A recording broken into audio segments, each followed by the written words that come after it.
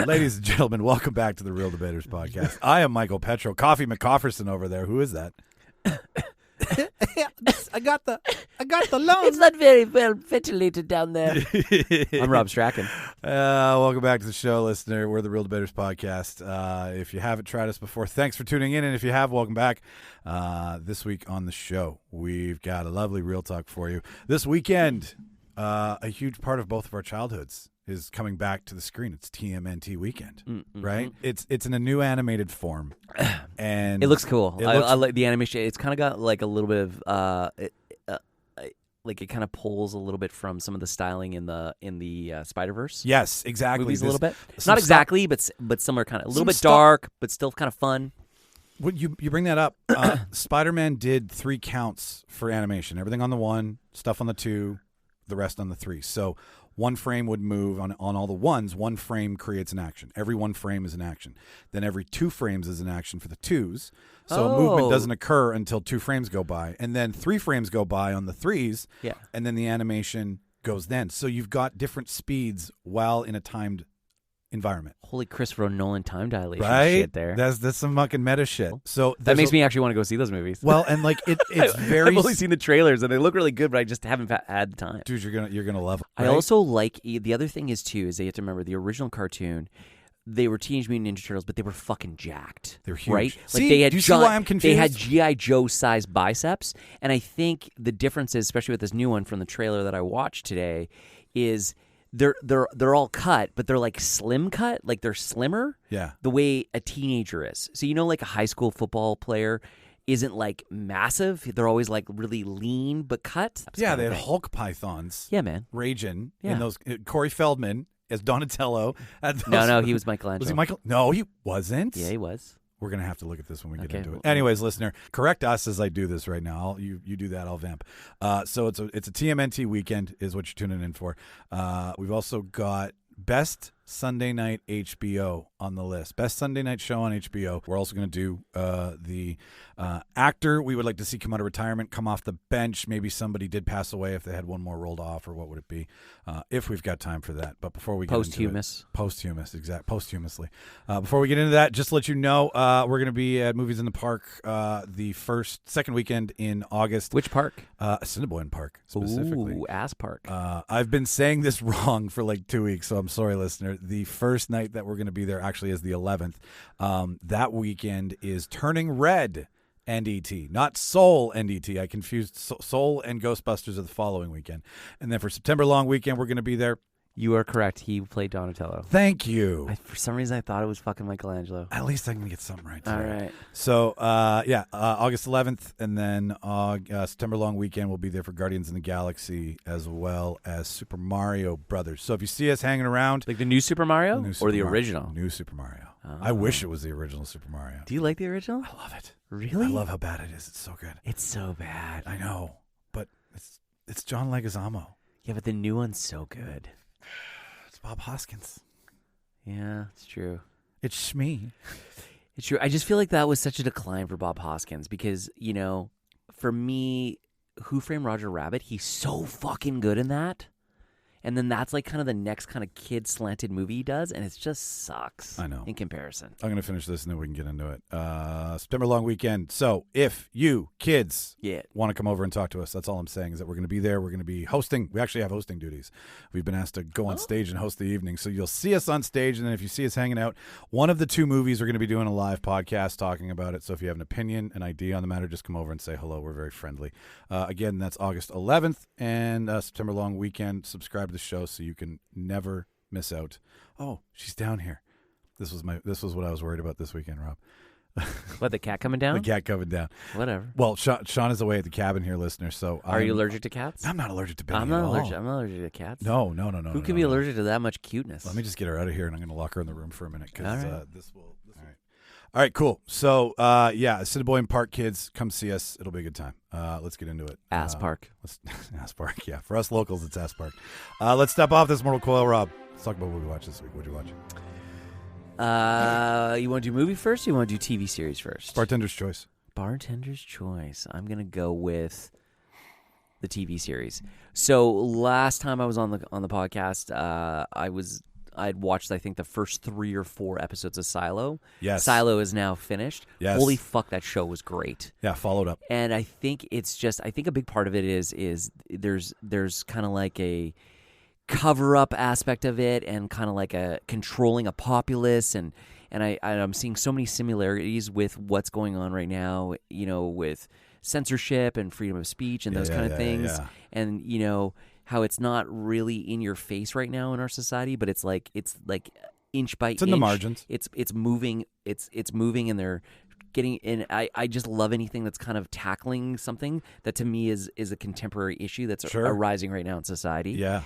And I love 1984 and those kind of things, and I just love a sci-fi dystopian kind of world and stuff like that.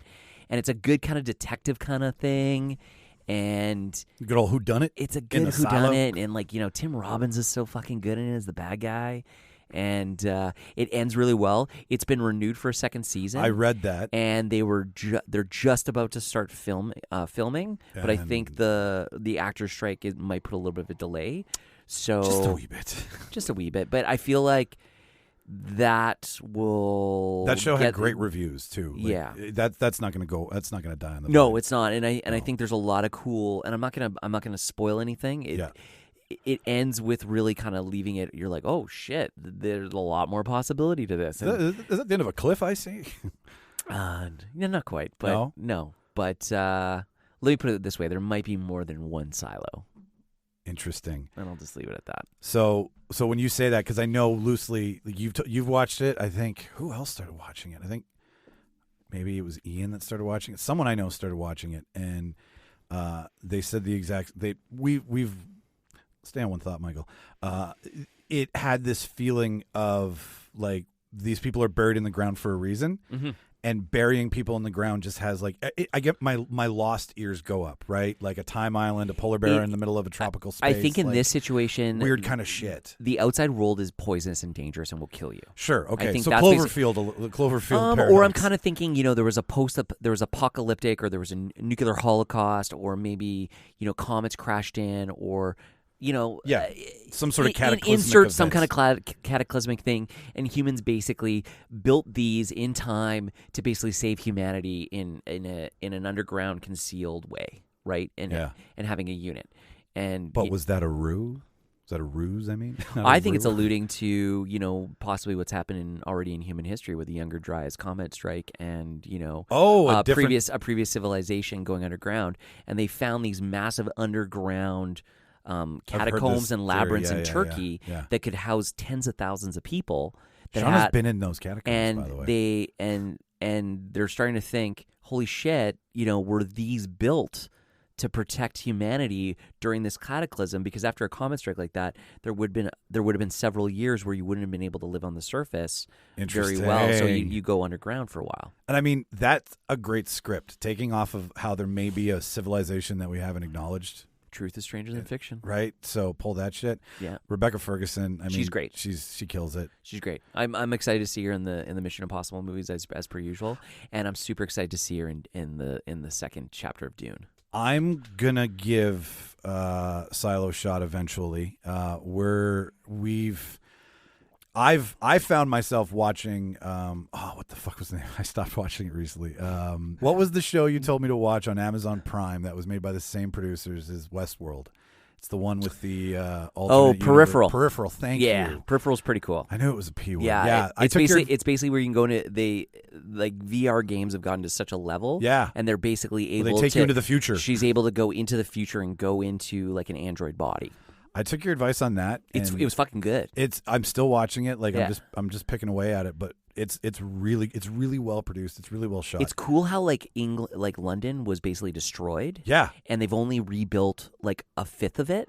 With giant statues. But here's the thing. Everything else looks like it is, but they just have holograms set up. Yeah. So it looks like it's an intact, fully built city. But it's not. It's not. I know. And that's so crazy. And you think about it and you're like, yeah, if you had limited population, you're trying to renew something and create this sense of well-being that and you had that tech, yeah, you'd probably fucking do that. Let's make a holographic building. Totally. Right? Let's make a holographic green space over here where it's like desolate and fucked. It's the holodeck. It is like large scale. No kidding. Totally. But yeah, so I'm going to trust you on this one. I'm going to get to it eventually. But yeah, it's good. How many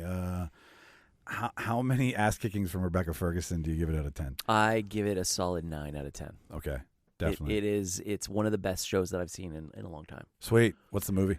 The movie for me is a kid's movie. Of course. Because the Lucy Watch. So we went and saw Elemental. Oh, okay. Yeah, I've heard it's getting shit on. Is it good? I thought it was good. Yeah? Why do everyone shits on it? You know why? Because, okay, so there's this like elemental city. Okay. And you've got earth, wind, fire, and water. Right? Okay.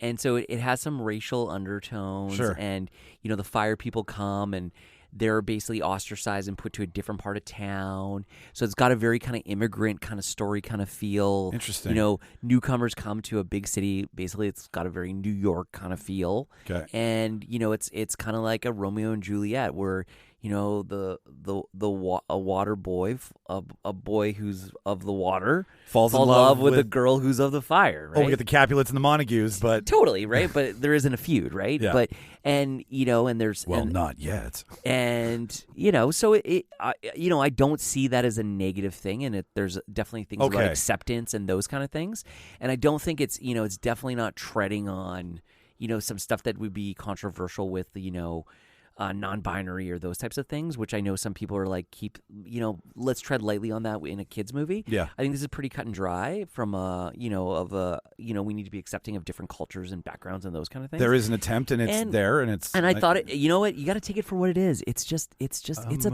fucking Pixar movie, man. It's a movie.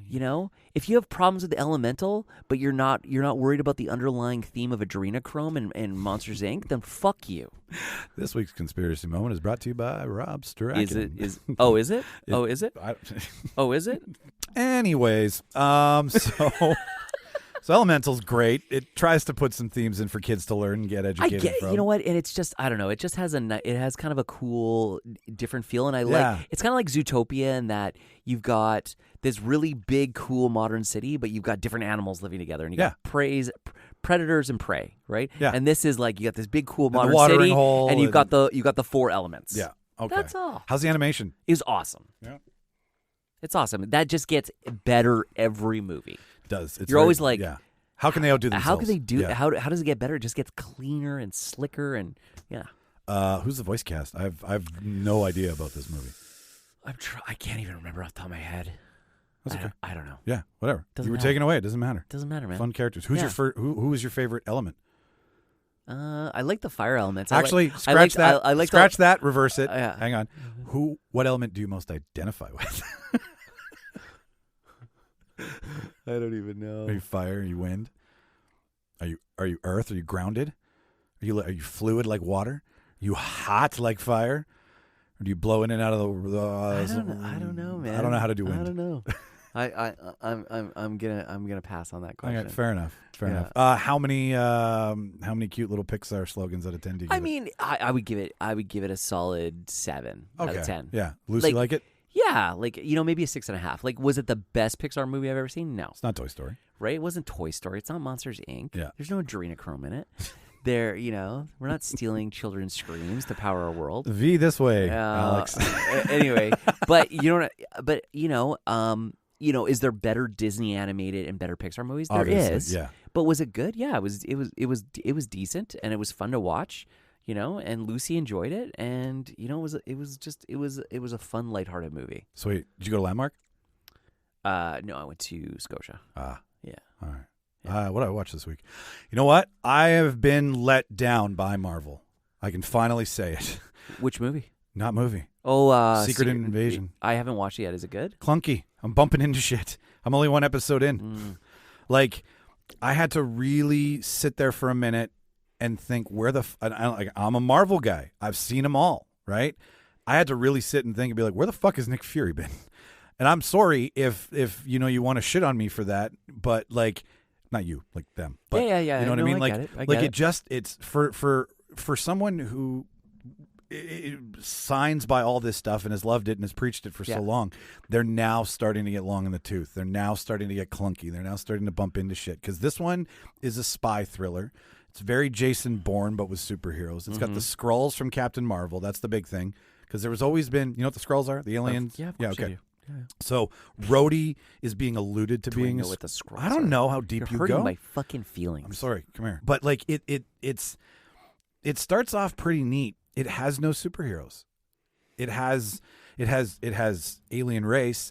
It has a really good undertone of a spy thriller, which I may or may not continue. Like I'm only one episode in after I think it's aired for 3 weeks. Nick Fury in this is like an aging Wolverine. Like he's not the Nick Fury that we've had for 20 years.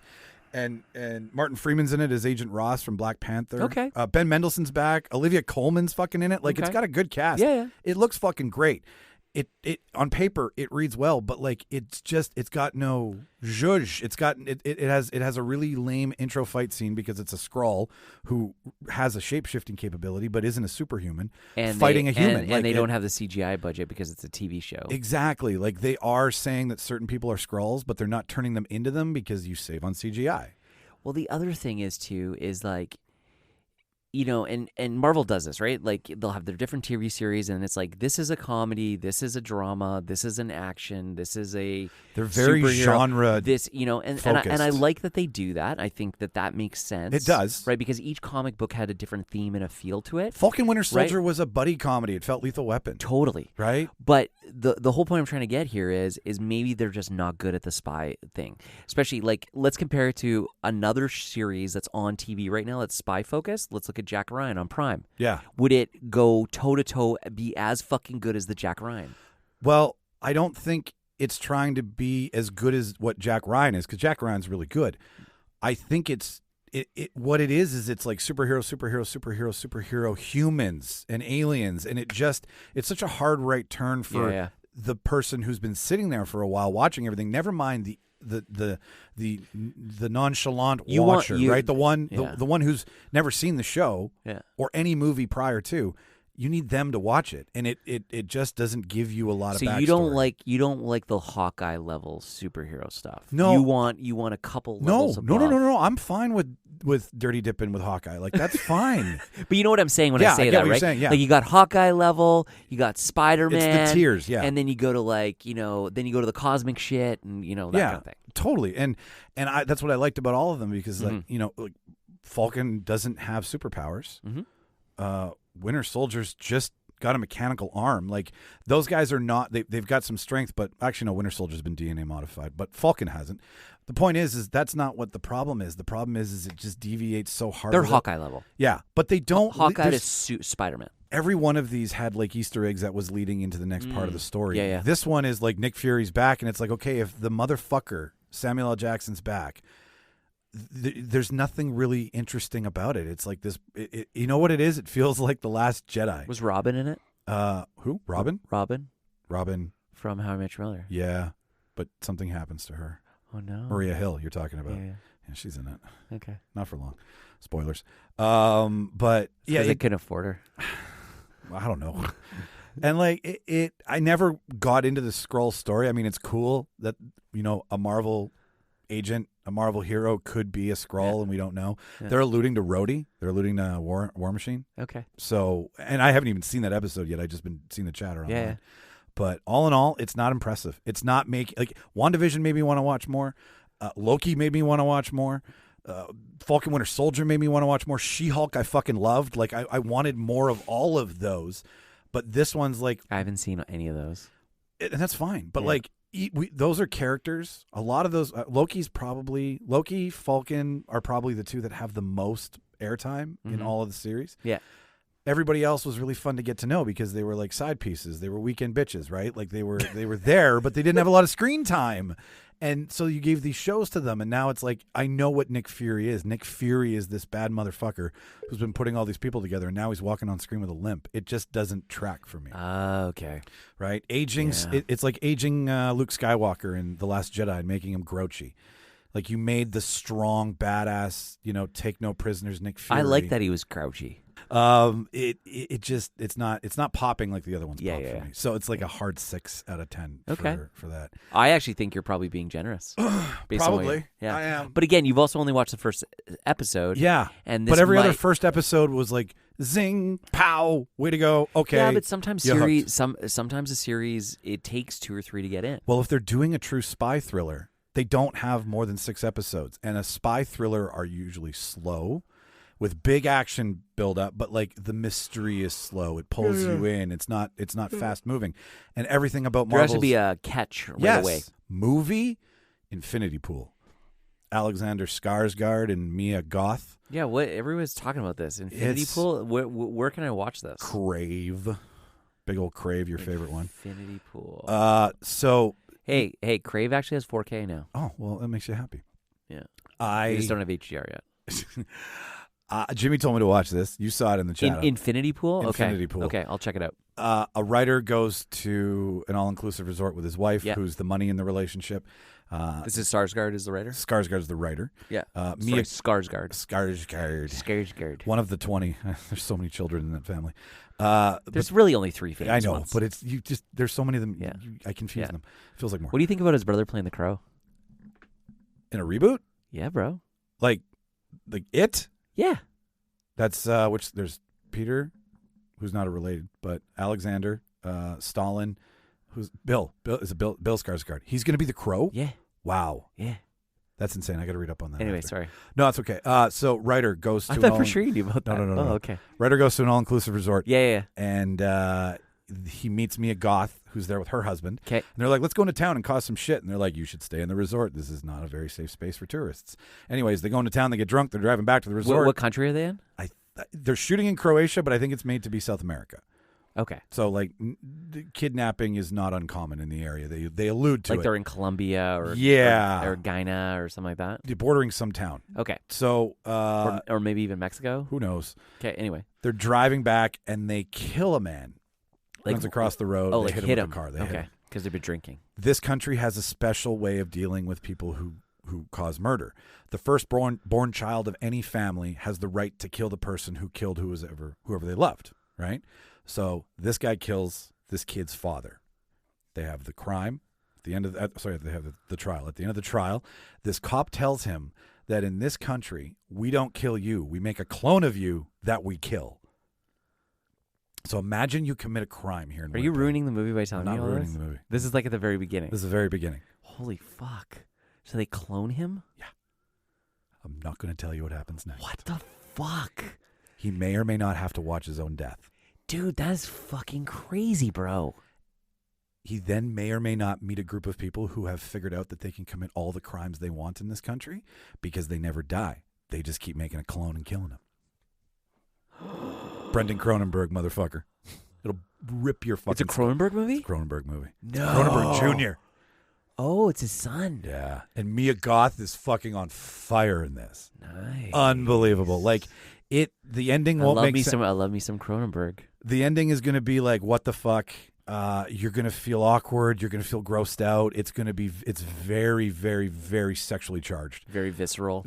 Super visceral, awkward camera angles. The soundtrack is beautiful, but what's on screen is so fucking murderous. Is there lots of gooiness? Oh, yeah. Yeah. Oh, yeah. Oh, yeah. Yeah. So I give it, like, it's not an amazing movie in the fact that, like, I came away from it being like, oh, huh, right? Is it as gross as The Naked Lunch? It can, yeah. Or Existence? Yeah. Or The Fly? It's in the wheelhouse. Yeah. Right? Yeah. So, like, it's Cronenberg-esque. He's not deviating from his fucking, his flavor. It's a ride and a journey in, like, hedonism and I love that self-control. Skarsgård does this kind of shit. And he always does this kind of shit. Like, he'll do a crazy fucking dark action type movie. Yep. And then he'll do something that's like a total mind fuck. Yeah. Like, he does Succession and then he does Infinity Pool. Yeah. Like, he just bounces around. Like, he's just playing characters. He's a pretty small little role in Succession. I know, though. but like, so did Adrian Brody, but he was on Succession too, right? True. Like he's got a skill that he can just chameleon into whatever you want him to be, and he's a big presence. He's a very handsome guy, but he's got all this fucking range. Like, I love watching him. He was so good on True Blood. As what was his name again? Eric. That's it. Fucking dope. He was the one who he had the harem, right? Was that or no? I'm so confused. I haven't watched that show in years. He did. Okay. Yeah, and Kate was like his like right-hand person. And Kate, fun fact, who's like the blonde, very attractive vampire in that. Yeah. Fun fact, she played Man Hands in the Seinfeld episode. Shut the fuck up. Oh, that'll pull your hair back. That's a fucking deep cut. Lobster Kraken. Not her actual hands. Yeah. Anyways, watch Infinity Pool. It'll blow your mind. I give it, I'll tell you this. Okay. I give it 8 out of 10 hand jobs for how fucked up this movie is. And when you watch it, you're going to think of me 8 when out you of 10, see it. 8 out of 10 double fisting. Because that's more Cronenberg-esque. No, what you see with this hand job, all right, that may or may all not right. just surprise you. All right. Like, I've never seen anything like this in mainstream cinema before. It's pretty insane. Okay. Okay, I'll watch it this weekend. Yeah. Anyways, you want to talk about this shit? Yeah, man, we will fucking talk about it. Let's talk about Sunday night on HBO. HBO, and we just fucking talked about a wicked show on Sunday night. So, like... And that wasn't on the list, so we'll throw that as honorable mention. I remember, and you just said this earlier, that streaming killed the fucking TV show, essentially, right? It did and it didn't. Well, I think we're in the true golden age of television right now. I completely agree. Like, but the exodus of cable holders who now just stream HBO, where I don't know, this is a guess, maybe when there was more cable packages that were out there that were bundled but into HBO was like the last thing to get onto streaming. Do you know what I mean? No, I know. That's what I'm saying. Yeah. So, it's relative. Like, think about Game of Thrones, right? 7 seasons? 8 seasons? 8. Fuck. 7 good. Anyway, so for the first 7 of those, HBO was just HBO. And then by the last season, you could stream it. Sure. What I'm getting at, though, is that and I don't know if... But that's how. But what I'm saying is that's how. Okay, no, that's how how long long it was saying. basically a channel that you had to watch at a certain time. Oh, okay, you're or using. you had I get to it. PVR okay. it. Yeah, I get it. So for 7 seasons, it was part of the cable packages, and then for the 8th season, it was just straight to streaming. No, for like the first 6 to 7 seasons, people collectively all watched it at the fucking same time in North America. Yeah. Okay, we're speaking the same yeah. words. But Sunday nights on HBO are a fucking thing. Like, it's like watching the Super Bowl. You know that there's another billion people simultaneously watching the Super Bowl with you at the same time. It's the shared experience. It's a shared experience. But like, don't call me from 6 to 10 o'clock on a Sunday night when HBO is playing some of its best, right? Like that's like calling someone in church. That's like calling someone at a funeral. Like, you don't call my house. Believe it or not, don't reach out to me when I'm watching HBO Sunday. If you are trying to cold call people, the best nights. I know we're all home on Sunday. Was always Sunday night because people are waiting for the week to start, and was Thursday night because that was always best TV night. Thursday night. Friends and Seinfeld, Friends baby. and Seinfeld back in the day for sure. And 2.5 Men. What was your first Sunday night HBO show? When did you get hooked into that 7 o'clock spot? Because it was 7 and 10. I didn't have HBO right away, no? so yeah, let's start there. When did HBO come in your life? Because it was always like the premiere. It was always a really expensive thing. It was, and you couldn't get it. So that was the hard thing. Well, the shows were on Super Channel. So Super Channel was the Canadian distributor. brought in those HBO shows, right?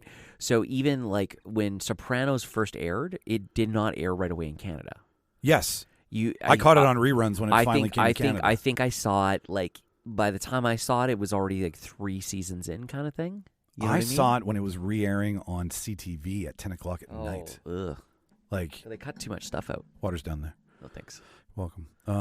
But yeah, no, it was, and people I knew who had it had the cheated satellite codes, right? With the printed satellite card, or they had cable. And they had some money. We had Super Channel, and then Super Channel changed to Movie Central, and then Super Channel became a separate thing from Movie Central. Okay. And then eventually Movie Central had HBO Canada, right? And then that was a channel that was part of Movie Central. Interesting. Yeah. That's how the cable packages worked. I only know this because I sold fucking televisions for so long. So you always kind of had to know what was available. And my dad loved TV and movies. So we always had a really big cable package when I grew up. A robust package. I mean, we didn't have Super Channel when I was a little kid because it was too expensive. But do you remember the Super Channel preview weekends? Yes. Where they would free Friday evening through Sunday night. Yeah, and then cut it right off. In the and I middle remember of a my dad would be like, "Okay, so it's Super Channel weekend," and he'd go out and buy a bunch of blank VHS tapes, and we'd literally record every single movie that played the entire weekend. So we'd have like six videotapes of like all the movies, because you could do long play on the videotape. So instead of it being 2 hours, it was 8 hours, but the quality just dropped a little bit. Oh my goodness. Yeah, man. I love that. Yeah, that's so fucking ingenious. We're all staying home as a family. Yeah. And we're just gonna fucking binge and tape and binge and tape. Yeah. Sundays in HBO didn't come. I didn't really get involved in HBO until I was definitely in my 20s when I was first paying attention to the Sundays. Mid-30s for me. I'm a late fucking bloomer to HBO. I didn't know it was Warner Brothers for the longest fucking time. Well, because it wasn't for the longest time. It was an independent company. I don't think Warner Brothers bought it until the late 90s. Sure, yeah. But that's when I found out about it, right? Yeah. But home box office, right? Didn't even know that for a while, too. Yeah, I think I just knew Warner bought it after the failed AOL merger with Time Warner. Okay. I'm pretty sure. Or did Time own HBO? I can't remember. Something like that. It's been owned by so many fucking hands. But I didn't have it growing up. Very basic cable package. My mother didn't want to spend a lot of money on that. Yeah, we rented more movies or went to movies and shit. But so I was super late to HBO and then was playing catch up with all this shit from the late 90s. Watching The Sopranos in your fucking 30s for the first time. And then I was like, I got to chew through all this. I feel so ripped off that I never had it. Yeah.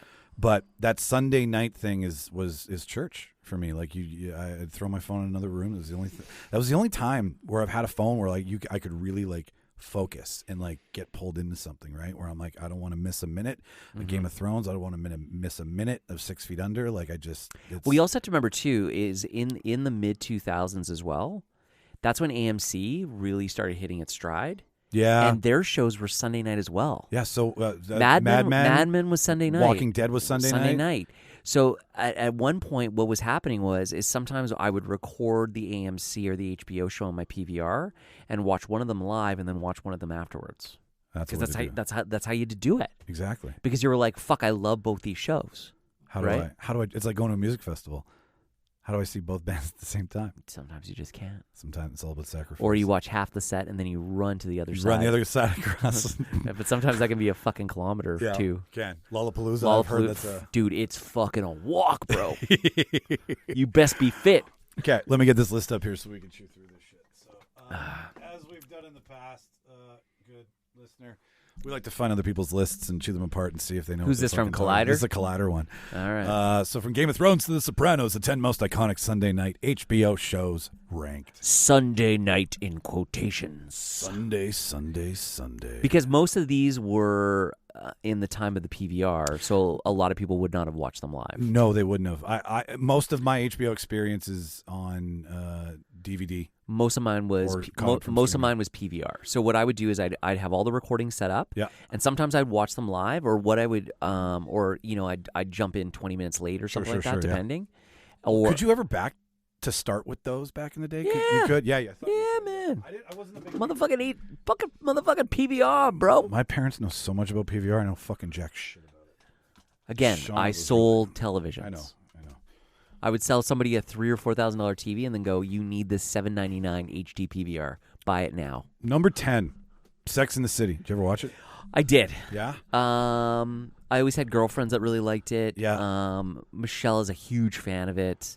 I mean, and it's one of those shows that's also it's also lived in reruns and syndication. Yeah. So I've seen it. I've seen lots of them. The topic never dies, right? It doesn't. 4 girls living in New York. Anybody in the world can experience that. And they all have unique personalities. They do. And they purposely chose that. It's kind of like they're like the Teenage Mutant Ninja Turtles of ladies in their 30s. That's perfect. No, it totally is. But that's what and that's why this type of show works. Like the reason Teenage Mutant Ninja Turtles worked is you had the kid that was the leader, Leonardo. You had the brain. You had the brainy geeky kid Donatello. The bod. You had the angst kid Raphael. Raphael, and then you had the goofy, fun-loving Cowabunga, dude. Michelangelo. So there was a character for each type of kid to identify with, and the same with this. You've got a lady. Are you a Miranda? Are you a Carrie? Blah blah blah, kind of thing. I liked watching it. I thought it was one of the first like risque shows that I ever decided to like take part in. It also had boobs in it. Right, it did have boobs. And when I came out, I was like 19 or 20, and I was like, oh, there's boobs in this. Well, like also Sweet. too, like I mean, at the time, as terrible as that sounds, that's just the way guys are. 98 to 04, like having the gay character storyline in it, like very progressive, very ahead of its time. Like, I mean, not a lot of stuff at the time. Will and Grace was before that. Or was right around the same time. You're right, yeah. Mm-hmm. Well, and I mean HBO's never been shy of doing stuff like this, so I don't know really. No. I'm talking. And about honestly, I mean, it was a reflection of contemporary society at that time in New York, which New York had always had a prominent gay community. Number 9, Big Little Lies. Never watched it. I did. I've heard good things about it. It's just one of those things that you just don't have time to watch everything. You want to talk about the personality types of women in a show? Yeah. This is like fast forward to 2023. Okay. I like Reese Witherspoon. Malibu is where it takes place. Okay. And all of these women have different shit going on in their lives. Okay. And Alexander Skarsgård's actually the big bad in the first season. Oh, that's cool. Sweet. He's the horrible husband to Nicole Kidman. And a murder takes place. Oh, that's right. Nicole Kidman's in it. I forgot about that. Nicole Kidman, Reese Witherspoon, Laura Dern, Zoe Kravitz, and... who can move their face the most? I'm going to say... Who has the least amount of Botox? Not Nicole Kidman. No, Nicole Kidman, God bless her. I love how she claps. It's the main. And listen. I'm just making jest of it. I always, I have friends that have gotten Botox. And it's so funny right after they get it, and they go, "I can't move this part of my face." And I was just like, "But you look great, so that's all that matters." No, it was good. There was a mystery aspect to it. There was a murder that united all of them. Okay. So that's kind of the underlying theme of it. It was the underlying theme of it, and then the second season was them trying to get away with it. Okay. And then I think it got canned in the Warner Brothers purchase, the most recent one. I think it got wiped from getting another season. It was a Reese Witherspoon produced show too. I think her and Nicole Kidman both produced it. Okay. Is it worth a watch? It's worth a watch because even if they end for 3 seasons, for 2. Oh, it's only 2. It's only 2. Does it end like? It ends enough. Enough? Yeah. Okay. It ends. It concludes properly. It's not like Fringe where it needed the 5th season. It didn't get shit canned at all. Succession, which I'm slowly closing in on right now. So I am 3 episodes into last season, and I'm 5 episodes into season 3. Yeah, there's 4 seasons, right? Yeah. So it's a great show. It's slow. It's dialogue driven, but it's contemporary as fuck. You can't fucking play on your phone when you're watching it. No, you need the subtitles on, you need the volume up, and you need to be locked the fuck in. Fuck the subtitles, fuck man. you and your fucking no subtitles. The subtitles, man. Like, fuck. I want to be able to understand my characters and what they're saying. Then turn the fucking volume up. It's all the way up. I like knowing that I didn't misunderstand what the verbiage was. Then fucking rewind it. It's being streamed. So you like Succession is what you're saying. I like it a lot. Yeah. I love the power struggle. I love the big bad corporation. I love how fucked up rich people are. Yeah. They're so fucked up.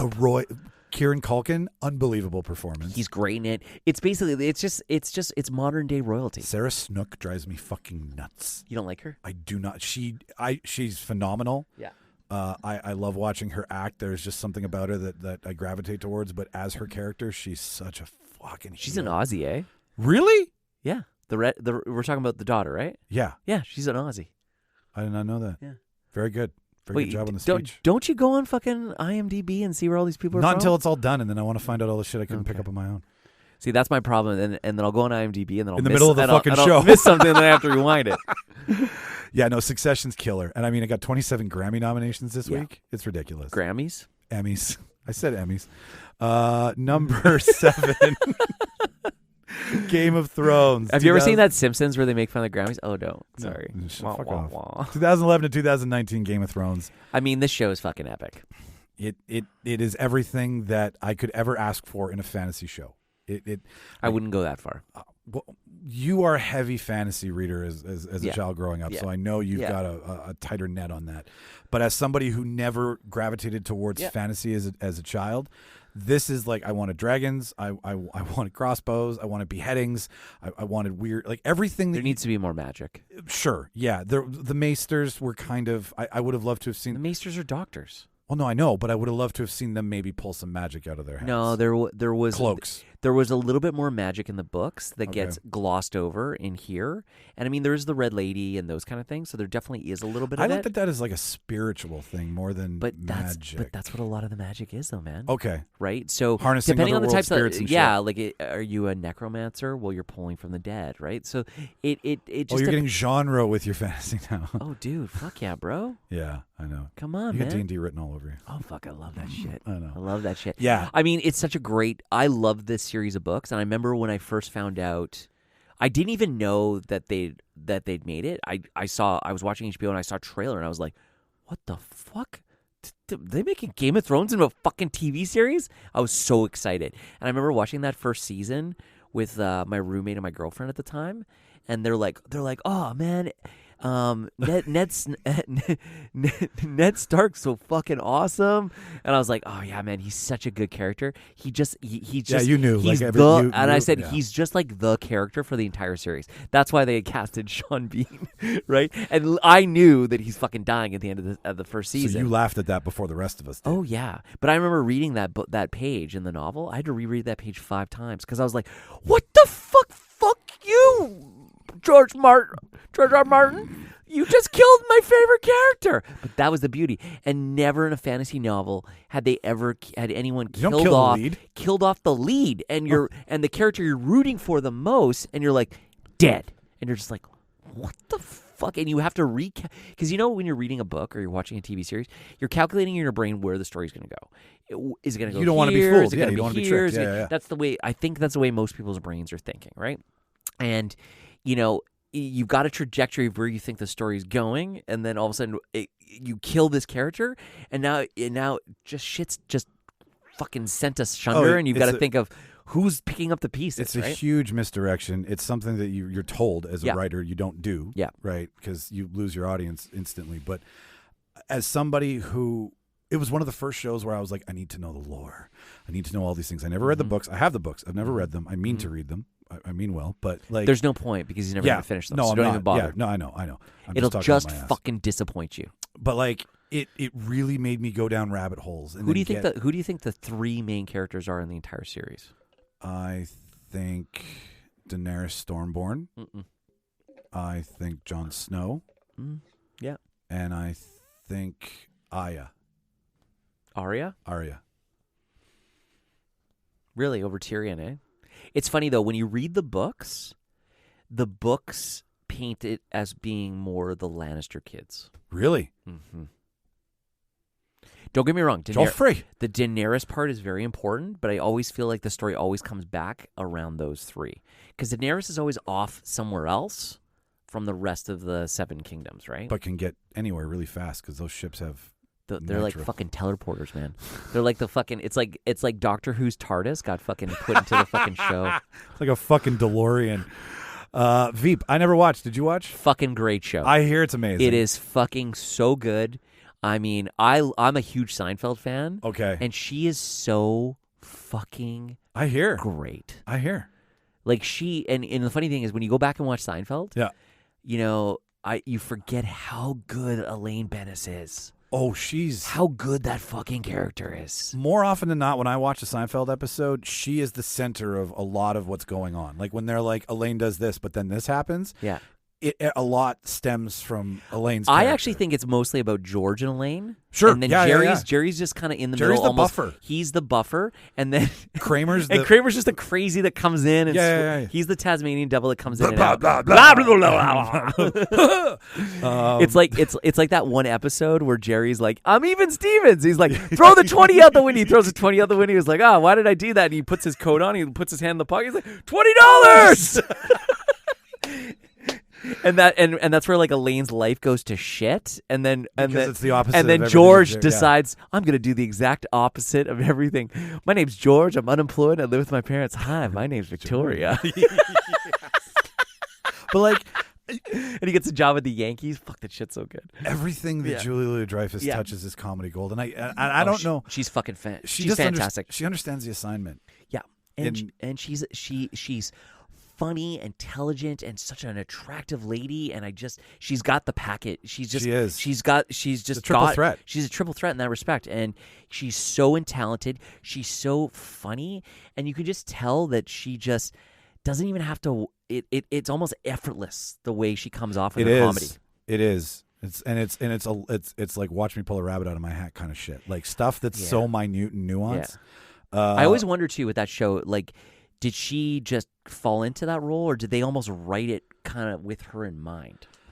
I don't know. I would love a Seinfeld documentary one day, like deep cut documentary. And the reason I like Veep too is I like American politics, and it's almost like poking fun at West Wing. That's what I've heard. Like it's like the Office for the West, or it's the West Wing for the Office, right? Or Office for the West Wing, kind of. Yeah. Scratch that. Totally. This one is near and dear to me. Number 5, 6 Feet Under. Great show. Fucking cathartic. This was the first HBO show that I watched like as it went along. Again, live. Missed it first time. I'd heard about it, and like there was a minute where I was like, I'm going to be an undertaker. I'm going to be a funeral director. I'm going to do this job. And then I stumbled across this and was like, holy fucking shit. What the fuck what is this smart show that each show deals with a different idea of death from a different person's perspective every single fucking time? Yeah. Like that writing that mechanism was fucking brilliant because it had me in every fucking episode. And Nate's character, the growth of Nate from the immature bachelor to like the father to losing his fucking mind to cancer and dying and it was so brilliant because everybody always wants to have that conversation with the person that left them and they never got to have. And all of those, it's this like little dose of closure on a hard subject. I don't know that you watched it live. You said like I watched it as the seasons went along. So you were glued. Obviously, it was great. My God. Yeah. So like, okay. So I mean, like, I like Dexter better. Sure. That's how I like my Michael C. Hall, bloody and stabbing people. But his storyline instead of broody gay guy. Yeah. Well, but he's great at both, right? But that shows his range. Correct. He's a phenomenal actor. And English too. Is he British? British, English, Irish. He's UK. Oh yeah, that's right. Because in Gamer, he has a UK accent. That's like the only movie where he does. That's the true Michael C. Hall. That's right. I just loved its subject matter, being a guy at the time, I think I was going through something where I was like kind of coming out of some shit and maturing and like trying to be a better person. So I followed Nate's character to a fucking T. Nice. And that in my humble opinion, there are very few finale episodes as good as 6 Feet Under, where it's like, where do these characters go? And they flash forward all of them and where they all ended up with, and each one is like my I got chicken skin right now. Like it just pulls you in a little bit more. Where does everybody? You got chicken skin? Yeah, like goosebumps. Okay. Yeah, chicken skin, goose, whatever. Okay. 6 of one, half dozen of the other. But yeah, no, it was. I was like, oh, HBO can do shit. That's a good fucking show. Yeah. What's the next one? Next one, Angels in America. Did you ever watch this? I never watched this show. I have it. I love it. Is it good? It's good. It's about AIDS. Oh, is it? Okay. It's a mini series. Okay. Set during the 80s, during the Reagan administration, during the AIDS crisis. During Fauci. Yeah, Fauci. Take this AZT. Yeah, no, very prominent in it. But I don't want to take this AZT. You're not even giving it to cancer patients. It'll be fine as a long-term fucking thing for AIDS. It'll totally work. Totally in it. Al Pacino's in it. Jason Patrick. Oh, Al Pacino's in it. Okay. Yeah. Patrick Wilson, Patrick Stewart, the Patrick from Insidious is in this. It's like you know those shows where there's 7 different people having 7 different experiences that all cross over. Yeah. Angels in America, but AIDS. Okay, cool. Miniseries. One of those like powerful miniseries that HBO does every once in a while. Yeah. Give it a shot, man. Like it's okay. Now watching it 20 years later, because this premiered in 2003. It would be an interesting one. Al Pacino plays this bit. I think he's a lawyer. Is it letterboxed? You're 4x. Or am I going to watch a shit 4x3? I think you're going to watch a shit 4x3. Pass. You might. You can get through it. It's for the sake of fucking art. Okay, now we're on to number 3. It's widescreen, dude. I was kidding. It's 03. Band of Brothers. Fucking love this show. Oh my God. Right? Love this show. Karen 10. Fuck. everything. This is. Well, I mean, Spielberg said this is what I would have rather have done instead of Saving Private Ryan, and he did it. Like it's watching many. Think how good Saving Private Ryan is, and for him to take everything about that, but then extrapolate that over. Is it 10, 12 episodes? No, 13 episodes. 13 episodes. This is fucking old school HBO. It is. When it was like 13 one-hour episodes. So listen to this, HBO. If you're fucking listening, stop this 8-episode, 10-episode shit. Fuck you. Go back to your format. Yeah. Give us what we want. That is all. I'm done. I'm done with the podcast now. There's a drop. You hear that? That was a drop. Listen. Band of Brothers. So good. In the world of wartime. And cinema? think about how many guys that played roles in this. David Schwimmer went on and played all this stuff. What's his face from Billionaire or Billions? Damien. It's not Olsen. Damien. I'm brain farting right now. Anyways, like it launched a fuck ton of careers. It pulls at your heartstrings because you're watching these fresh... Damian Lewis. Thank you, Damian Lewis, who's also English. But pull at your heartstrings and watching these boys go from like not knowing fucking shit to being broken by war. Well, and Damian Lewis's character starts off as like, I don't want to be in charge. I want no responsibility. And then by the end, up. and he's a fucking major at the end. Yeah, and he's like keeps getting forced in and just just owns it. Did you like the? I'm sure I did. The second one of this that they did, the Pacific one. Yeah. I can't Flag remember. of No. That's Clint Eastwood. Flag of Our Fathers. Battle of the Pacific, right? No. Yeah, it's the Battle of the Pacific. Yeah. But what was it called? What the fuck is the name of it? No, I never did watch it. It's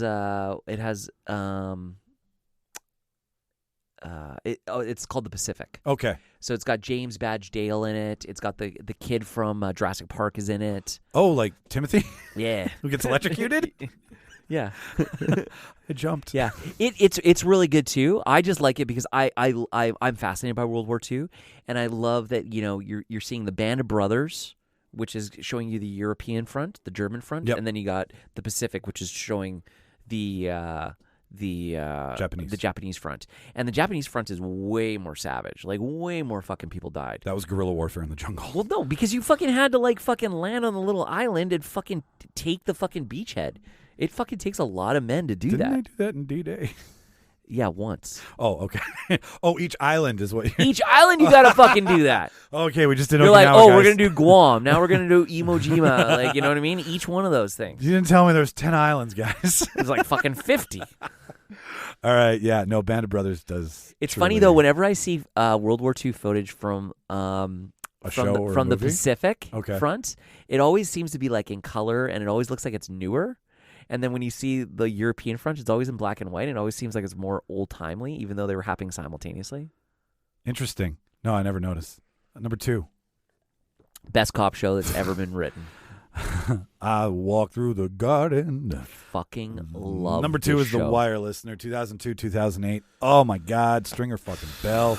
We talk about this more often than I think we talk about anything else on the show. You think we bring up The Wire a lot? We bring up The Wire so much. It's so good! That's why. It's so good. Listeners, if you haven't seen this show, David Simon at his best. Take the time and watch it. It will take you the first 3 episodes. You're going to be like, what is he talking about? And then you're going to get into that 3rd or 4th episode, and you're going to be like, just fucking hooked. And now you can go and read about what episode may have confused you as opposed to having to watch it live. So don't let the heavy cop dialogue push you off from watching this. Like Rob says, 3 episodes in, all of a sudden it's going to click. You're going to understand who's doing what, why they're doing it, who the major players are. And it's this fucking Shakespearean cop drama that just unfolds. And you're just fucking the deep of it. And each series adds another layer or element on how all of this works together. And it's really one big problem. It's a one giant problem. It's the city of fucking Baltimore's political and criminal aspects. There's the criminal side of it and the cop side of it, and then you bring politics, and then you bring in the fucking working civil man on politics, the docks, and then you bring in the longshoremen, and then you bring in the fucking state politicians, and then last season they bring in the fucking newspaper and the media aspect of it. It's so good. Which is where he came from. Exactly, yeah. Because he was a writer for the Baltimore Star, I think, right? Yeah, or the Herald or whatever. It was an article he did for the newspaper that then he turned into a show and became the David Simon that we know today, who gives us so much good fucking shit on HBO. Number 1, goes without saying, Tony fucking Soprano. The Sopranos. Like I said, CTV was where I tripped over The Sopranos for the first time. It was the late night reruns from like 10 to 11, and I was like, I need to get, because it was like I was already in a season 3, so I didn't have enough. I was like, I need to watch this from scratch, and then that's when it's a great series, man. It's a fucking fantastic series. So let's throw out a couple honorable mentions that weren't on the list. So sure. a couple that stand out for me, True Blood is one. Yeah. I'm a huge fan of True Blood. I always liked it. Campy, but fun. And it doesn't take itself too serious, but it doesn't. It made vampires sexy again. It did. And before very they glittered. Adult. Yeah, this is before they shimmered and drove Volvos. And and I say that as a guy that drives a Volvo. And then the big one for me is Silicon Valley. Yeah, I was watching it the other day, and there's a few cringe-worthy parts in it, but fuck, man, like it takes a lot for me to watch a comedy show and laugh out loud by myself, and that show made me laugh out loud by myself. I watched that show by myself for the first time as well, too. I was like, what's this about? And the first episode just fucking hooked me. Oh, yeah. I was like, Silicon Valley, Incubator House, everybody wants to be fucking Zuckerberg. Give this to me in a fucking dump truck. Like, fucking feed me all of this, right? And you've got every archetype. You've got the fucking wannabe Zuck. You've got the weird CEO who's like eating Burger King at the end of the fucking episode. No, right? No. That's the VC guy. The venture capitalist guy. VC guy. Then you got the guy who's totally a play on Peter Thiel. Yeah, 100% he is. And then you got the guy who's like, running the evil guy from the other corporation. Hooli, Hooli and Pied Piper. Oh my God! I think we can both agree. I love it. Like Gavin, whatever his name is, and then there's that thing where they make that special box and they have his signature. Yes, but it looks like a dick, and nobody wants to tell him that it looks like a dick. He's like, "This looks great," and then later he's like, "It looks like a fucking dick." Why didn't any of you guys tell me this? No, it was beautiful. It was nice and quick too, but I loved like a half hour and an hour. HBO was like, we're going to give you a half hour of something. Mike Judge is fucking so great. He's so brilliant. He's so great. Idiocracy is prophecy. Yeah. We didn't know. It is prophecy. Look at all these fools wearing Crocs. Right? I fucking knew this shit. And then next thing you know, I'm going to be able to go to Superstore and buy a tub of sludge that has all my proteins and minerals that I need in it. I'm just going to be sitting there like Dax Shepard eating it in my fucking house. Like if that shit comes out, we're fucked. Are we? Honorable, or we're living in the Matrix. We are. Because everything tastes like chicken. My honorable mentions. You imagine it tastes like chicken. My honorable mentions. If you think about it enough, it's honorable like you're mentions, eating runny eggs. My honorable mentions. Yeah. Entourage. Yes. So, Ari fucking Gold. Jeremy Piven. I mean, you want to talk about cringeworthy moments, but still, like, what was his assistant's name again? Ari and Sam. No, that's Steve. It's on the tip of my tongue. Fuck. I know who you're talking about. Yeah, he was so funny. But it was a fun play on like the boys hanging out, doing shit. Harvey, Harold. You keep talking. I'll look it up. But it made me want to back up and go to fucking Hollywood. I loved when I found out in like the second season it was based on Mark Wahlberg's early days in Hollywood. Yeah. Like I had no fucking Well, he was clue. a producer. Well, that's why he cameos in every fucking season. It's just like Mark Wahlberg being himself giving is it Chase? Lloyd. Fuck. Ari and Lloyd. The shit he would give him. I mean, today and Lloyd would take it, and then eventually Lloyd becomes almost like his equal. Lloyd becomes Ari. Totally. Ari is Lloyd. Lloyd is Ari. Yeah. And in this weird way, that's how much Ari loved Lloyd. Well, he even says he shit on him because he wanted him to be great. He was carving him out of marble. Totally. Right? He wanted to make this hard chiseled thing. Isn't that the line he talks about or something? Probably. Yeah. But it was fun. It was silly. I sat there going... James Cameron Aquaman is so fucking good. Okay. Like...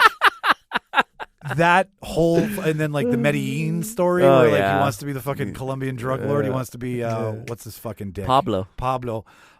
Just sitting there trying to figure out what movie or show was actually from Wahlberg's career. Like what was Aquaman in Wahlberg's life? Right? Yeah. Trying to figure that stuff out, playing all that shit in. I don't think that actually was. I think they just played on it because it was just, you think so? Yeah. Don't ruin this for me.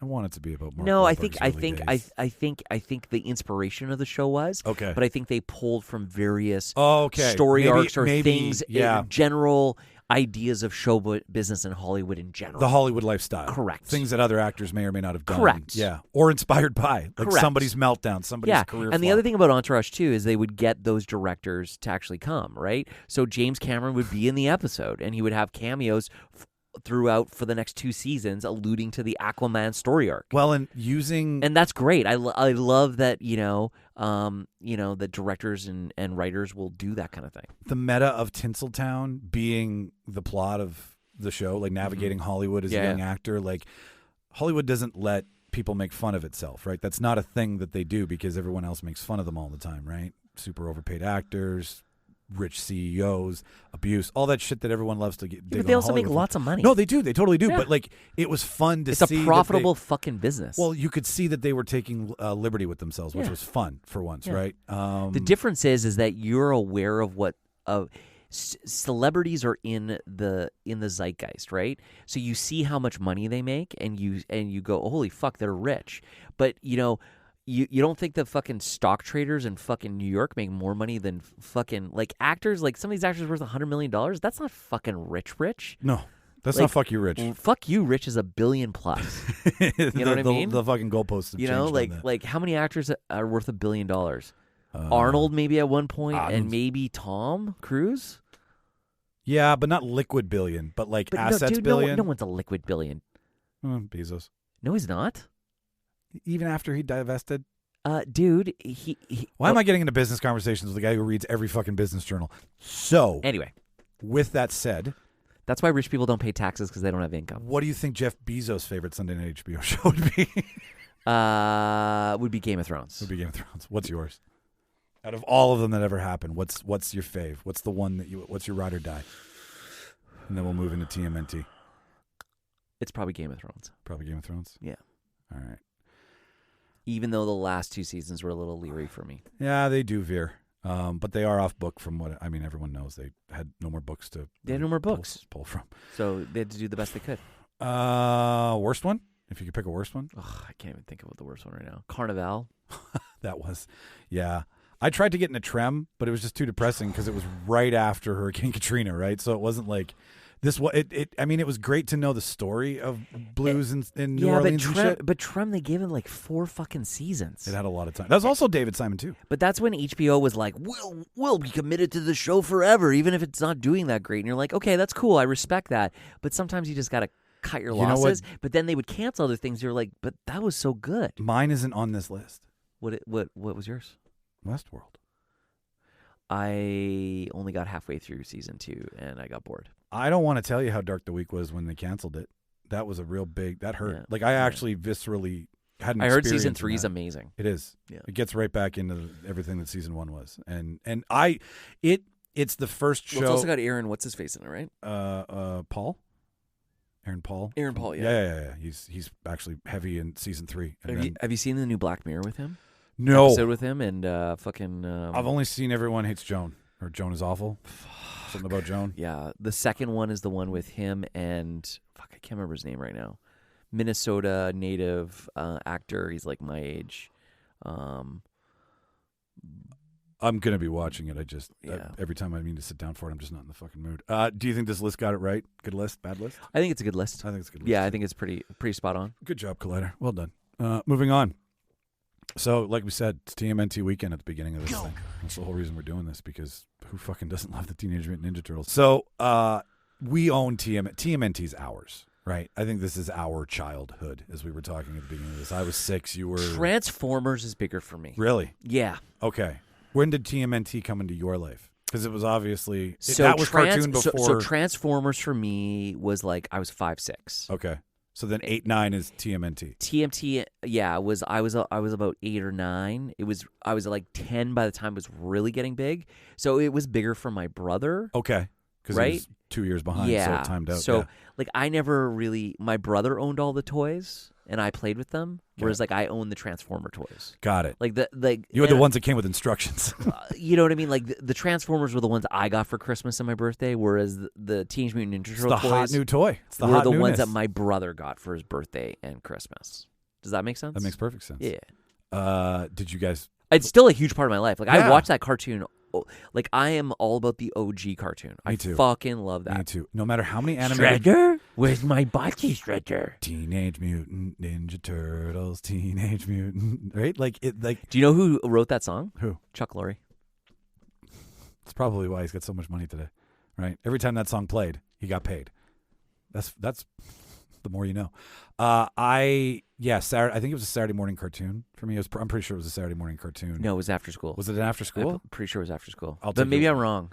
I can't remember. Maybe 2 years later they changed the schedule. Whatever, man. Yeah. It was fucking dope. When it came so out, dope. it was so big. It was huge. You had this brain walking around in this contraption. You had a guy named Shredder was so fucking cool and jacked. Fucking shredded. Bebop and Rocksteady. Right? Mutant warthog, mutant rhinoceros who also drank the ooze. Yeah, and they were like these punk guys that fell into the ooze and they became them. With the ring through his nose like a punk, right? They were so good, man. And then you had Splinter, who was Splinter. like Master Zen Splinter. And then you had these 4 fucking kids.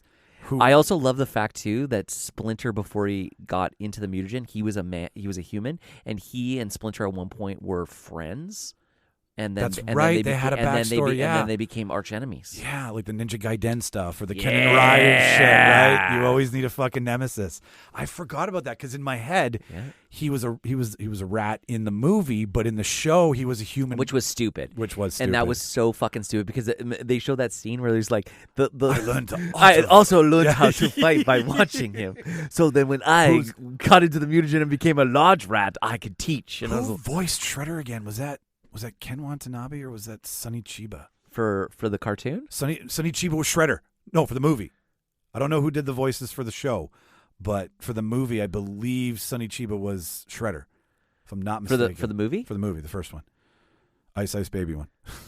Go Ninja, go Ninja, go.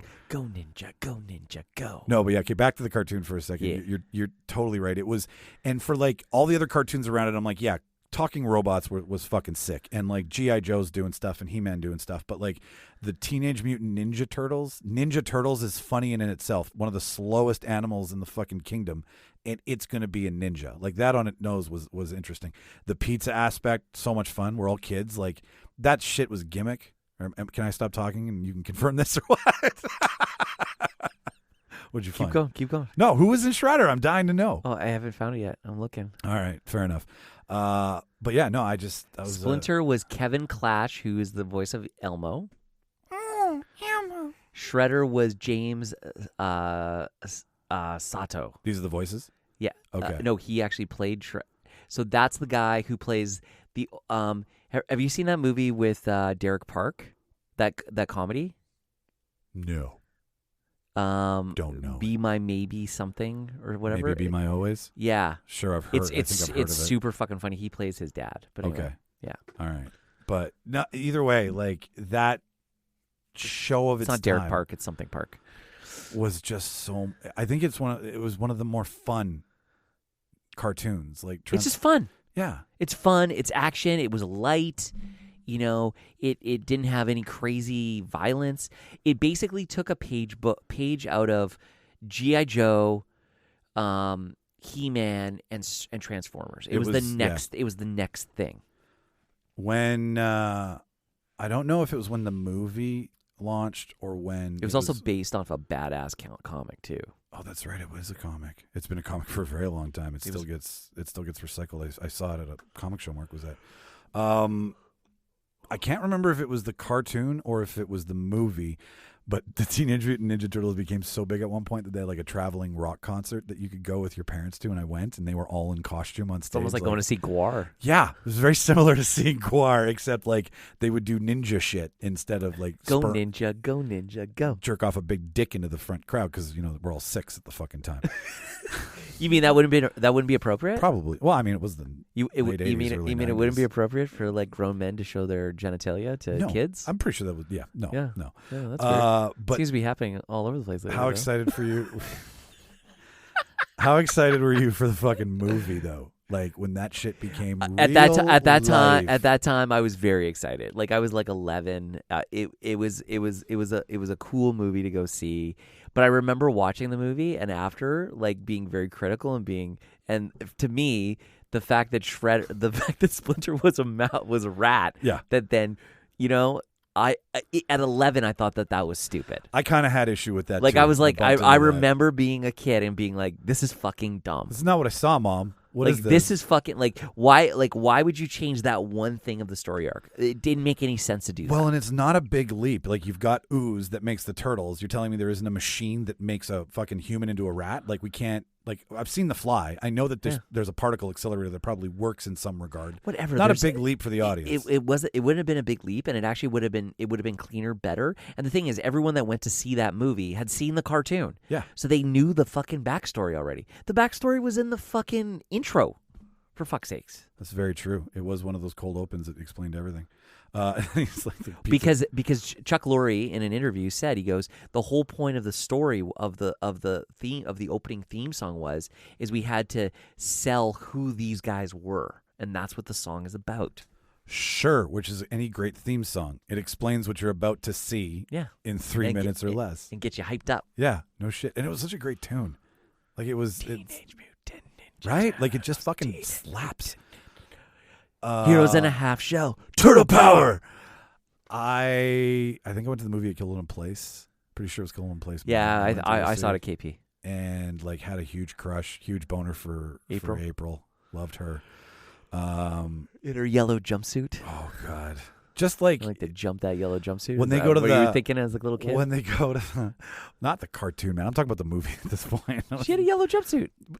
Didn't she? She did not in the movie. Oh yeah, she didn't. She had it in the show. It's weird how I'm transposing things from the cartoon. Oh, I do that all the time, movie dude. And vice versa. Remember at the beginning of the show, and I thought they were adults. Anyways, but I was watching that documentary about the toys we are. Yeah. And originally the turtle toys, they sculpted them. They had tails. But when you looked at them when they stood from the front, the tail looked like it was a dick. It looked like a dick, like a triangle dick. So they had to remove the tails, so it didn't look like they had dicks. Well, isn't that around the time where like the same body piece was used? Like they just put a shell on a He-Man toy and called it a turtle. Like no, it wasn't quite like wasn't that. quite like that. No. But they when they were originally designing the toys, it wasn't really working. So they hired the guy that had designed the He-Man toy line. And That's brought it. That's him the in. story. Yeah, he was the guy who came up with. Like he's the one that took the original designs. Yeah, because you had the original concept art, and then those guys had final approval, but they brought a team in to design the toys, and then he came in and basically refined them, made them more badass and more distinction, like more cuts. Shredder was really skinny, and he was like, "Fuck that! Shredder's gonna be jacked." And he made Shredder jacked, and he's like, "And we're gonna make the Foot Clan like zombies, and we're gonna make the turtles fucking more beefy, you know, that kind of thing." I wanted to be a Foot Clan member so bad because they had cigarettes. And they had that ramp, that skate park. Remember in the beginning when Buddy shows up, the mayor's kid or the cop's kid? Yeah, and they had the news anchor's kid, the newspaper. Yeah. And they had like stolen VCRs and right? It was so fucking and microwave ovens. Fucking cook all my pizza pockets. But it made that like those are the liberties that they took. I was alluding to Dire Straits there. Oh. Sorry, I missed that one. But and like Vanilla Ice. I know, dude. Watching Go Ninja, Go Ninja, Go in the middle of a fucking movie. He was so big. That hair was fucking huge. Yeah. Those pants, like, and I mean that was cool, right? We're like, and all he was singing the whole time is, "I'm gonna make so much money and do cocaine off hookers' tits." And then Suge Knight will hang me out of fucking Death Row Records by my ankles. Did that actually happen? That's a rumor. Huh, interesting. I wouldn't put it past Suge. Probably. I don't know him well, but you know, first movie, good, fun. Campy. The special effects are great. The costumes are awesome. I think I saw the second one, but it's been so long. That's Secret of the Ooze. The second I don't one. think I actually ever saw it. And then the third one is where they go to like Japan, old dynasty Japan, and become samurais and go through a portal, which is long and like I was like, this is too overdue. The second one was great because it was the science behind the ooze. And I think I saw that one in the theater. I feel like the third one was straight to video. Well, no, they all were. No, I saw. That's when you saw it. Because remember when you were like, I don't know. This is how I used to make it with like movies. It would be like I had three distinctions, right? It was I'll see it in the theater. Yeah. It's a renter. Yeah. And it's I'll wait till it's on TV. When it's 4 hours long with commercials. When I get to see yippee-ki-yay. I got it when it's edited because it's a 7 o'clock starter. Edited for TV. Yeah. No, those are the good old days. I think and then like the two new ones, Michael Bay did one, and then there was an animated version after that. So that Michael Bay live action one, I watched. With Megan Fox's. I watched the first 20 minutes, maybe the first half hour, and how was she as April? She was okay. Yeah? Yeah. Was it relatively close to any story we've heard, or is it a whole new tale? You know what? Maybe I did see the entire thing. It's been so long. It looks like a CGI fuckfest.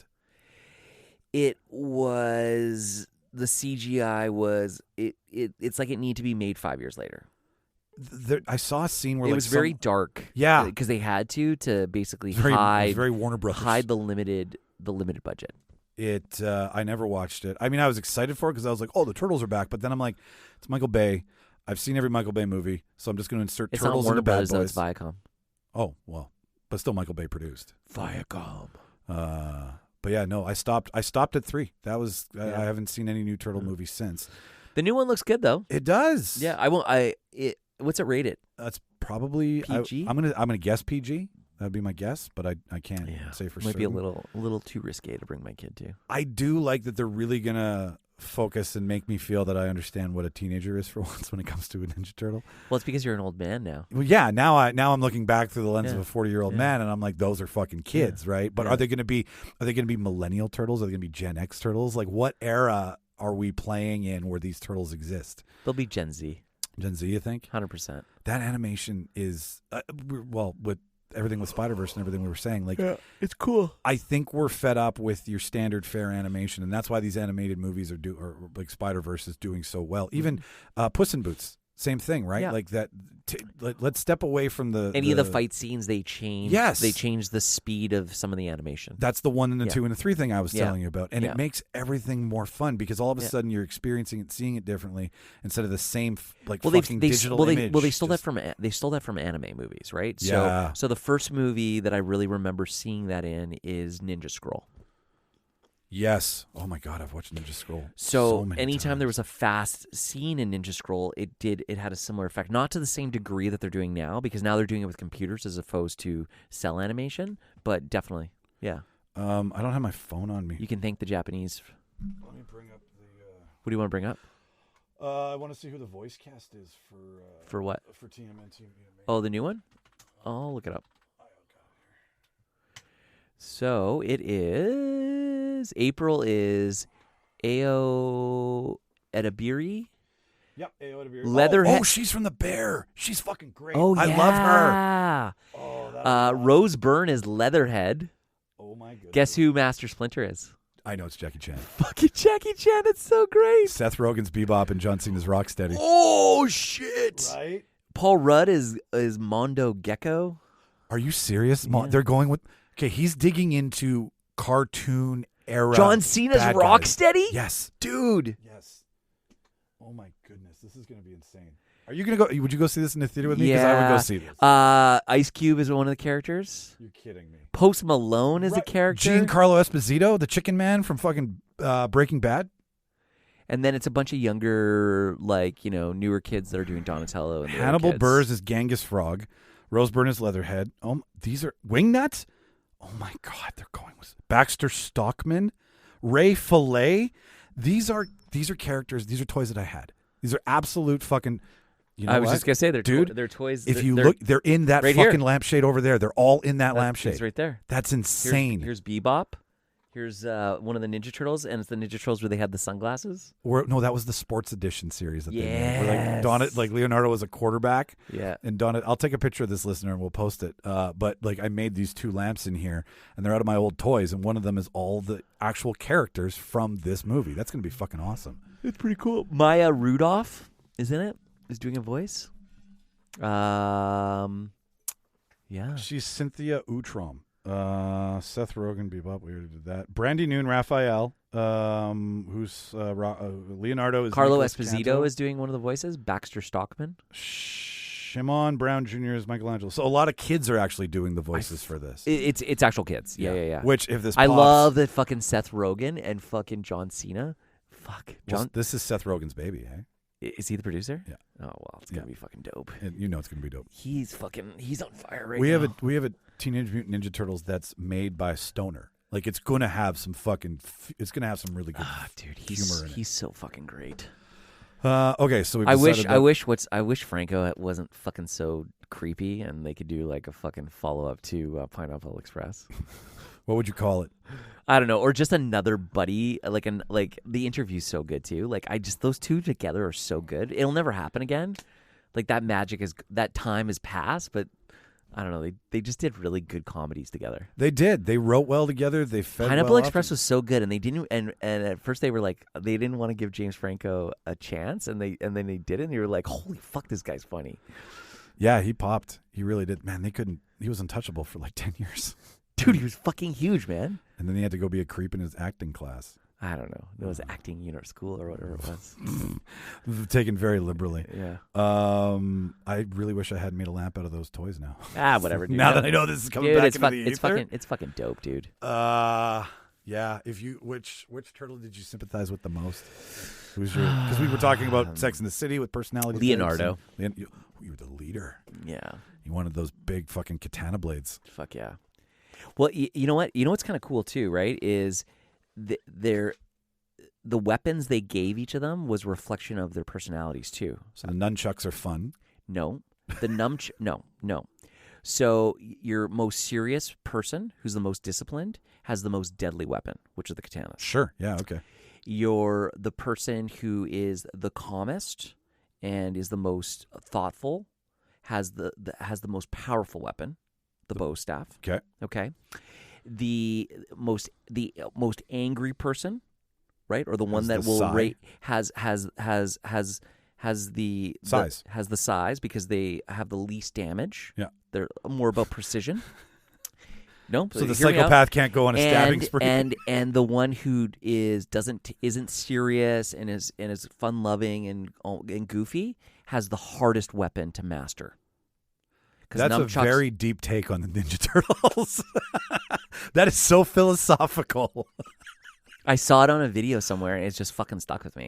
No, that makes perfect sense. But it fucking makes sense. It makes. I highly doubt the writers went that deep, but when I bet you they fucking you think did. So? I totally think those guys did. Well, I mean, okay, so you're making a show about ninjas, so you need to look. No, this is from the cartoon. That's what I'm that's saying. Why they chose. Yeah. That's why they gave these guys. Sure, 100%. But when they're sitting in that room and they're like, okay, what kind of disciplines do we give these guys? Okay, ninja discipline. That means very. Now, focused, who knows? Maybe that's just maybe it's just fucking coincidence. But who knows? Maybe there's some subconscious thing that was directing it, and who knows? Maybe that was the actual intention of the creators. Who knows? I mean, hey, if you're listening to this, creators, and you want to talk to us and tell us all about when you wrote the fucking cartoon, we'll talk to you. Yeah. It was a fun one back then. It's still a fun one now. I mean, there's like, I was looking on Turtle Mania, and is that a website? The fandom for it, Turtlepedia, Turtle Mania, and there's been like 6 animated movies and attempts at redoing the show too. Like it never dies. The rights are. I think it's one of those things that like comes back into the zeitgeist for a couple of years, and it gets hot again for a bit, and then it kind of fizzles out, and then it kind of goes underground for a little bit, and then it kind of comes back again. You know why? Because like you've got Paw Patrol with puppies talking, right? Now you've got turtles talking. Like it plays into the Paw Patrol is geared towards a lower. It is. But that's a different demo. All I'm saying is a different demo, but same wheelhouse. You've got animals talking and interacting with each other. Just in a team, right? Yeah. You know, things that kids can play off of. 10, 12, 11-year-olds instead, maybe. It's basically, I mean, you're basically creating a cartoon to sell a toy. That's essentially what it is. That's the secret. But the entire time. But the key is though is you might have a great toy idea, but if the show sucks, the toys aren't going to sell. So you actually have to develop a great TV show as well. So you need to have that IP has to be so fucking solid to sell the toy. Did you have the toys growing up? I mean, Sean did, but did I play with them, or did your Transformers kick their ass all the time? No, we played with them. Yeah. It was just a mixed bag. I probably got a bunch of turtles too. They were like But I just remember my brother got a bunch of birthday money one year, and we went to the U.S. and the toys were so much cheaper down there. Sure. And I remember he bought the good old days. He bought like fucking like the Technodrome. 14 or 15 fucking characters. No, I never had the Technodrome. No, did you have the bus, the pizza bus? I didn't, but my buddy had it. Yeah, so we would like play with it and stuff like that. I got the people that go in it. You got the thing that moves us. Let's go fucking play toys. Yeah, I had more like big G.I. Joe toys and Star Wars toys. Those were ones where I had bigger things. I think I had a Millennium Falcon, and I had like the G.I. Joe base, and sure, I had like a big. Did you have the 3-tier one? No, I had the one that was like 3 things that clipped all together kind of Okay. thing, and then I had like a fucking like kind of like a Chinook kind of helicopter, and I had like a tank and that kind of stuff. From what I remember, I'm thinking in this climate of cinema right now, and being the summer, that this is going to probably maybe bring some people back. Like I think this is going to be a family movie that's going to do going to do well. It's a family movie that's going to do well because you're going to have millennials that grew up on this. Yes, bring their kids, and us who had it for the first time. Yeah. And just go because we're big fucking nerds. 100%. Like it does touch a lot. I wasn't even thinking about this, and then you told me what the theme of this podcast was, and then I watched the trailer, and I was like, oh, this actually looks pretty fucking dope. Right. I watched a documentary last night about Teenage Mutant Ninja Turtle toys. It kind of like brought all this stuff back. Tribe Called Quest in the trailer too, right? And I'm kind of like excited about it again. And that's all it takes sometimes. Yeah. No, you just need to get it back into your life, and you're good to go. With that being said, now that we know we're going to go see it, we're also going to go see something right now, aren't we? We are going to see Indiana Jones. We are. We haven't been to a movie since Tenet. Together? Together. Really? We haven't seen a movie since Tenet. I feel like we've seen something before that. No? I don't think so. Oh, okay. But we're gonna go see Indiana Jones. Listening. What do you think? Do you think we're gonna come out? I of mean, this happy? I've heard shitty things about it, but it's Indiana Jones. I will go see it. I'm willing to put up with a lot of. I got a lot of wiggle room for this movie. So I watched Indiana Jones and the Last Crusade last night. Oh, so getting in the mood. Because I watched Raiders earlier in the week. Yeah, because I've heard that the fourth one, this new fifth one doesn't come. The Dial of Destiny doesn't come off of the Crystal Skull. No, it doesn't. They're kind of like leaving that one away or something. We didn't do that. Don't worry about it. Yeah. Anyway, whatever. It's stupid. I fucking love Crystal Skull. I'll sit by it all day long. It's so fucking. I don't dude, have a problem. I don't bump into anything. The scene where they keep going down the fucking waterfalls. Okay, I do bump into that and the monkeys. Fine. You can have the monkeys. Okay. I understand the monkeys. Okay, what about when he goes in the fucking fridge and gets fine launched? with nuking the fridge. I'm fine with nuking the fridge. So dead. I'm fine with it. You know why? So dead. I know, but it's a movie. So come on. Let's just go into this and be it's like, fun. It's fun. Indy outran a boulder, so it's today's boulder, right? It's a little bit different than the fucking boulder. Okay. The boulder is realistic in comparison. Let's stop for a second here. You think that surviving the nuclear blast in the fridge is more far-fetched than him running away and getting out of the way of a giant boulder? I'm going to say 2 words. Mm-hmm. Penitent man. You think the penitent man scene is more believable? Yes. The little man in the sky, whose name is Jesus Christ, who left a cup behind for him to find, is more plausible than getting in a lead-lined fridge. And I'm not going to say he didn't have radiation poisoning, but I will. It's not about the radiation poisoning. It's about being inside this fridge that's being projected hundreds of kilometers an hour, like over a massive, and then landing, and basically he's going to rattle around inside. No, there was no room for him to rattle. Bullshit, there wasn't. There was no room. Did you see how hard he was trying to close the door? No, I'm fine with it. I can watch the nuke the fridge scene is one of my favorite scenes in all of Indiana. Well, it's Jones. also because the fucking siren goes off, and he's looking around. He's like, "What the fuck? Where?" And then he realizes where the fuck he is. He's like, "What the fuck?" And he's looking for like, "How the fuck do I get?" And he's like, "There's nowhere to fucking go.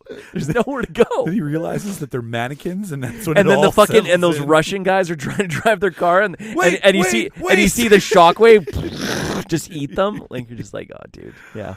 No. Anyway, I think honestly, I have low expectations going in. So do I. And I always find that when I have low expectations, You have way more fun. I have way more fun. I love Phoebe Waller-Bridge too. It's like I expect all of these newest franchise movies to suck, and then I see them and I'm like, that was pretty good. It's okay.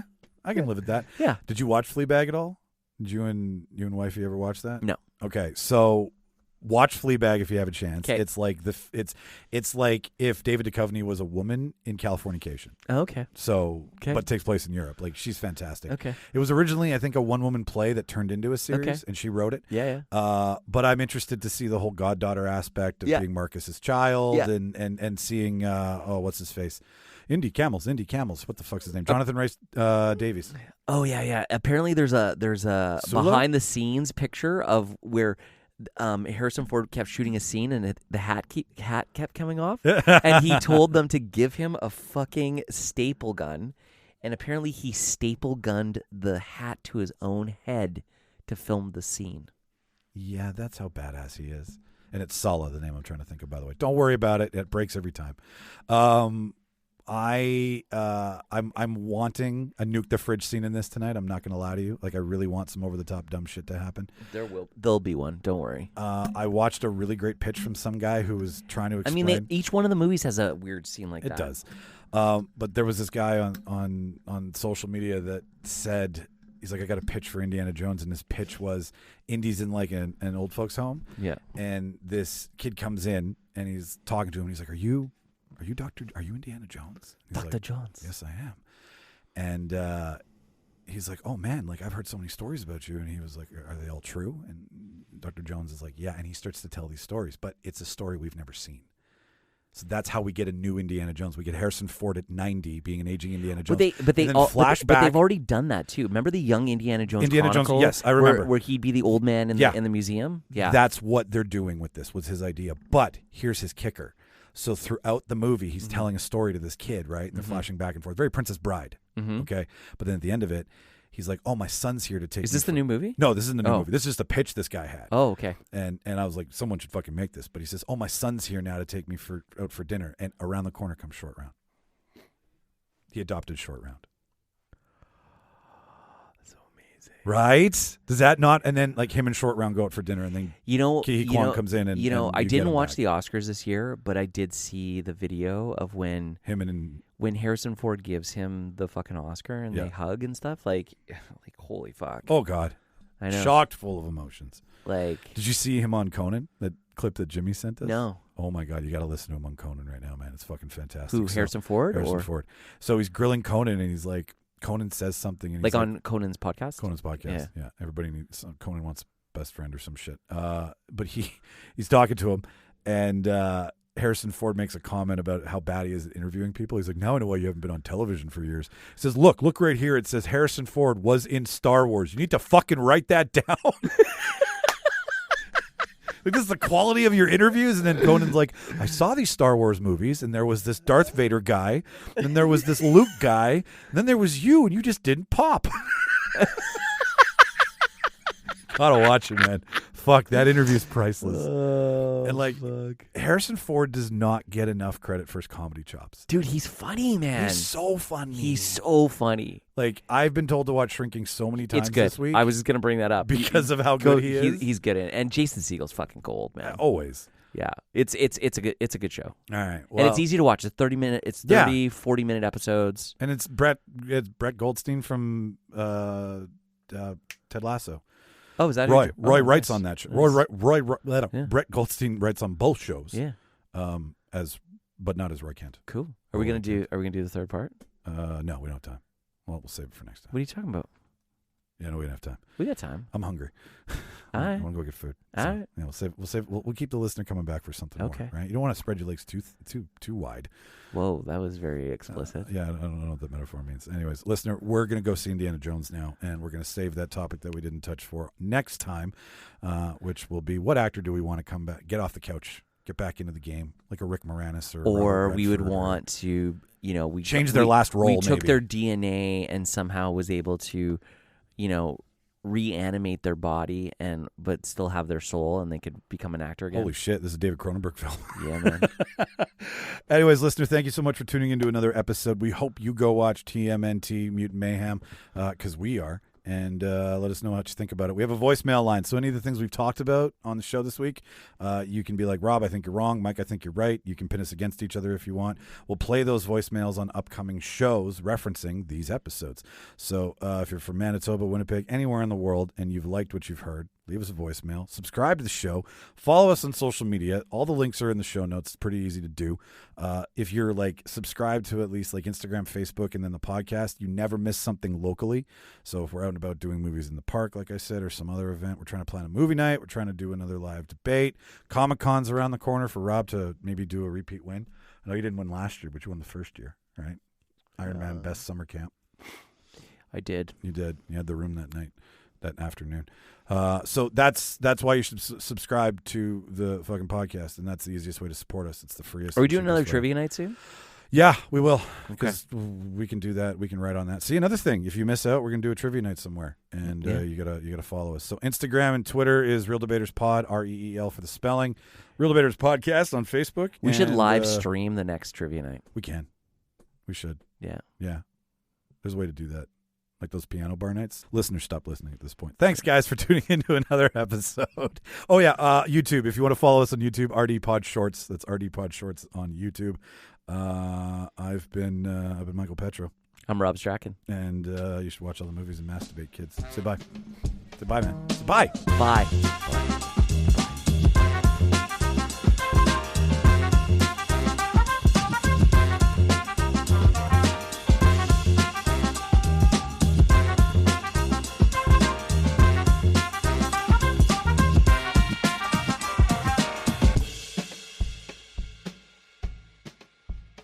Farewell and adieu to you fair Spanish ladies.